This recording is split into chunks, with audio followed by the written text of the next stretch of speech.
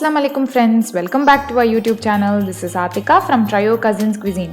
Channel subscribe பண்ணாம பார்க்கறவங்க டக்குனு அந்த subscribe பட்டனை click பண்ணிடுங்க and எங்களை Insta, Twitter and Facebookலயும் follow பண்ண மறக்காதீங்க. கிறிஸ்மஸ் வரப்போகுது, ஸோ கிறிஸ்மஸ் ஸ்பெஷலாக இன்னைக்கு நம்ம சேனலில் ஒரு ஸ்வீட் ரெசிபி ப்ரிப்பேர் பண்ண போகிறோம். அந்த ஸ்வீட் ரெசிபி பேர் பொரிச்ச மலிதா. பொரிச்ச மலிதா எப்படி செய்யறதுன்னு பார்க்கறதுக்கு முன்னாடி அதுக்கு தேவையான இன்க்ரீடியன்ஸ் என்னென்னு பார்க்கலாம் வாங்க. மாவு பிசையறதுக்கு தேவையான அளவு தண்ணி, 3 tablespoon ghee, 1/2 kilo ரவை, 1 cup sugar, தேவையான அளவு எண்ணெய், 1/2 cup cashew nut and a pinch of salt. இப்போ நம்ம ஃபர்ஸ்ட் மாவு பிசைய போறோம்.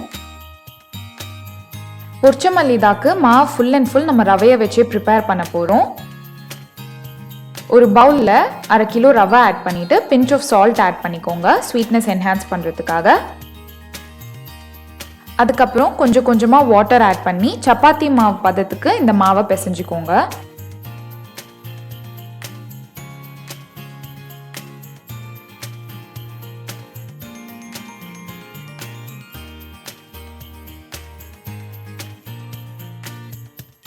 பாருங்க, இந்த கன்சிஸ்டன்சிக்கு மாவு நல்லா பிசைஞ்சிட்டு ஒரு 7 to 8 ஹவர்ஸ்க்கு இந்த மாவை எடுத்து வச்சிருங்க. 7 to 8 ஹவர்ஸ் ஆயிடுச்சு. இப்போ பார்த்தீங்கன்னா ரவை நல்லா ஊறி சப்பாத்தி மாவு பதத்துக்கே வந்துருச்சு. இப்போ நம்ம இந்த மாதிரி சின்ன சின்ன பால்ஸாக போட்டுக்கலாம்.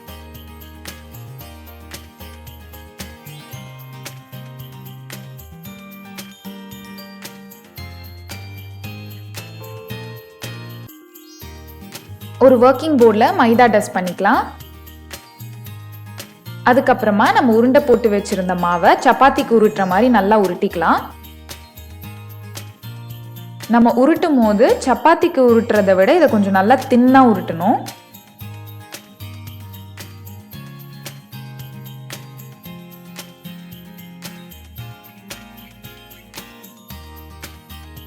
இந்த மாதிரி நல்லா தின்னா உருட்டிக்கோங்க.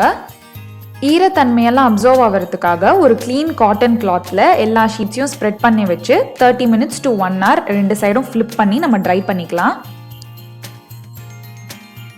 எல்லா ஷீட்ஸும் நல்லா ட்ரை ஆயிடுச்சு.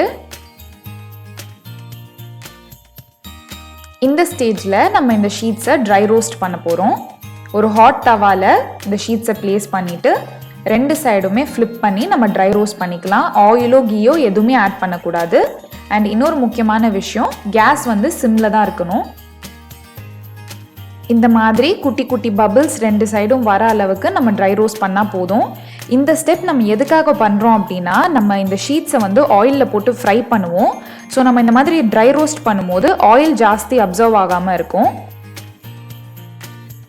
ட்ரை ரோஸ்ட் பண்ண எல்லா ஷீட்டையும் ஒரு க்ளீன் காட்டன் கிளாத்தில் ரேப் பண்ணி ஓவர் நைட் எடுத்து வச்சுருங்க. நம்ம நெக்ஸ்ட் டே தான் இதை ஃப்ரை பண்ண போகிறோம். ஃப்ரை பண்ணுறதுக்கு முன்னாடி ஷீட்ஸை இந்த மாதிரி 4 பீசஸாக கட் பண்ணிக்கோங்க. இந்த மாதிரி நம்ம 4 பீசஸாக கட் பண்ணுறதுனால நமக்கு ஆயிலில் போட்டு ஃப்ரை பண்ணும்போது ஈஸியாக இருக்கும். பாருங்கள், எல்லா ஷீட்ஸையும் நம்ம இந்த மாதிரி 4 பீசஸாக கட் பண்ணியாச்சு. நெக்ஸ்ட் ஸ்டெப், நம்ம இந்த ஷீட்ஸை ஆயிலில் போட்டு ஃப்ரை பண்ண போகிறோம். ஒரு பேனில் adequate amount of oil add பண்ணிக்கோங்க. ஆயில் ஹீட் ஆனதுக்கப்புறமா நம்ம கட் பண்ணி வச்சுருக்க ஷீட்ஸை 1 by 1 ஆட் பண்ணி ரெண்டு சைடும் நல்லா ஃப்ரை பண்ணி எடுத்துக்கலாம். ஷீட்ஸ் வந்து இந்த மாதிரி ஹனி ப்ரௌன் ஆகிற வரைக்கும் ஃப்ரை பண்ணால் போதும். நம்ம ஃப்ரை பண்ண ஷீட்ஸ் எல்லாம் கூல் டவுன் ஆகட்டும். அந்த கேப்பில் நம்ம கேஷ்யூ நட்ஸ் ரோஸ்ட் பண்ணிக்கலாம்.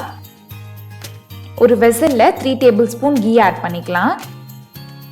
கேஷ்யூ நட்ஸை குட்டி குட்டியாக ஸ்லைஸ் பண்ணி வச்சுருக்கோம். கீ மெல்ட் ஆனதுக்கப்புறமா ஸ்லைஸ்ட் கேஷ்யூஸ் ஆட் பண்ணி நல்லா ரோஸ்ட் பண்ணிக்கலாம்.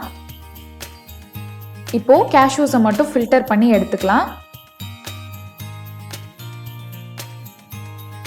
ஷீட்ஸ்லாம் நல்லா கூல் டவுன் ஆகிடுச்சு. இதை நம்ம ஆக்சுவலி இப்போ கிரைண்ட் பண்ணணும். பட் இதே மாதிரி இருந்தால் நம்மளால் கிரைண்ட் பண்ண முடியாது. ஸோ ஒரு வெசலில் ஆட் பண்ணி நம்ம கிரைண்ட் பண்ணுறதுக்கு முன்னாடி கொஞ்சம் நொறுக்கிக்கலாம்.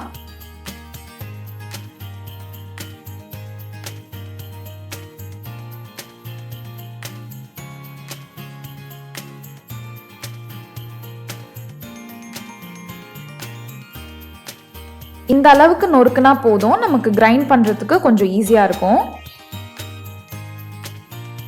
கொஞ்சம் கொஞ்சமாக ஒரு மிக்ஸி ஜாரில் ஆட் பண்ணி ஃபைன் பவுடராக கிரைண்ட் பண்ணி எடுத்துக்கலாம்.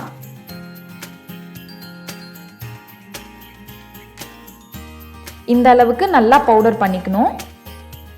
நம்ம கிரைண்ட் பண்ண ஒரு க்ளீன் ட்ரை பவுலில் ட்ரான்ஸ்ஃபர் பண்ணிக்கலாம்.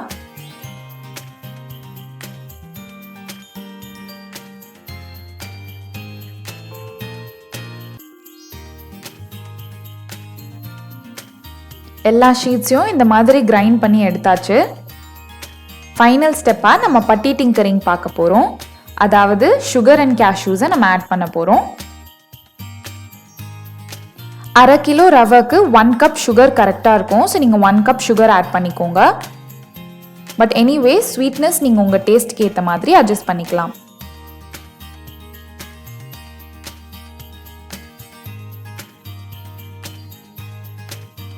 ஃபைனலி ரோஸ்டட் கேஷ்யூஸ் ஆட் பண்ணிக்கலாம். இது பொதுவாகவே ஒரு ட்ரை ரெசிபின்றதுனால தான் நம்ம கீயை ஃபில்டர் பண்ணி எடுத்துட்டோம். எல்லாத்தையும் சேர்த்து நல்லா மிக்ஸ் பண்ணிக்கலாம். அவ்வளோதான், நம்மளோட பொரிச்ச மல்லிதா ரெடி ஆயிடுச்சு. ஒரு சர்விங் பவுலுக்கு ட்ரான்ஸ்ஃபர் பண்ணிக்கலாம். இது பார்க்கறதுக்கே சாண்ட் மாதிரி இருக்கிறதுனால தான் இது பேர் சாண்ட் ஸ்வீட்.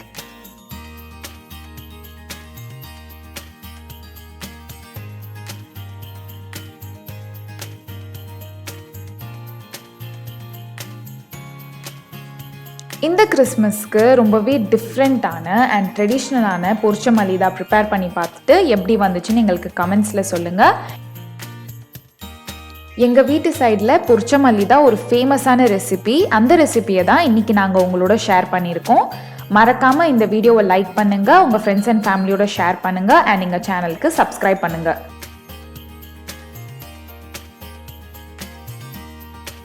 ட்ரையோ கசின்ஸ் சார்பா உங்கள் எல்லாருக்கும் மெரி Christmas and advance happy new year wishes. உங்கள் எல்லாரையும் இன்னொரு யம்மி அண்ட் ஹெல்தியான ரெசிபியோட மீட் பண்ணுற வரைக்கும் we the Trio Cousins are signing off. Until then, take care and stay safe. Bye bye.